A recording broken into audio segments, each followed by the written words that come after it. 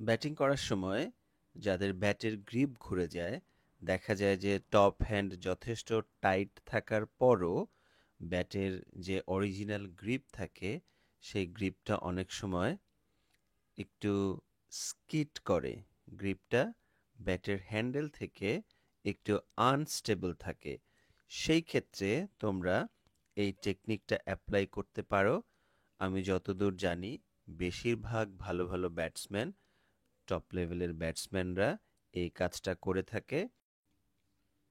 এটাকে আমরা লিকোপ্লাস্টার বলে থাকি। এর সারফেসটা যথেষ্ট রাফ, যার কারণে প্রথমে যদি আমরা ব্যাটের হ্যান্ডেলের উপরে এই লিকোপ্লাসটা ইউজ করে তারপরে ব্যাটের গ্রিপটাকে সেট করি, সেক্ষেত্রে ব্যাটের হ্যান্ডেল আর ব্যাটের গ্রিপের ভেতরে একটা চমৎকার সমন্বয় তৈরি হয়।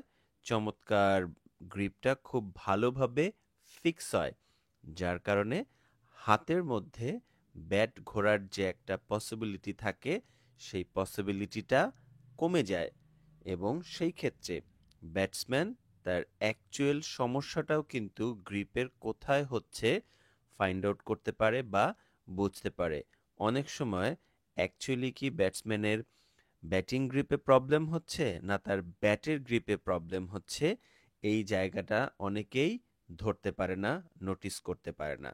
সো তোমরা যারা ব্যাটের গ্রিপে সমস্যা অনুভব করো, স্পেশালি বিগিনিং লেভেলে যারা ব্যাটসম্যান আছো, তাদের ক্ষেত্রে এই টেকনিকটা তোমরা অ্যাপ্লাই করে দেখতে পারো।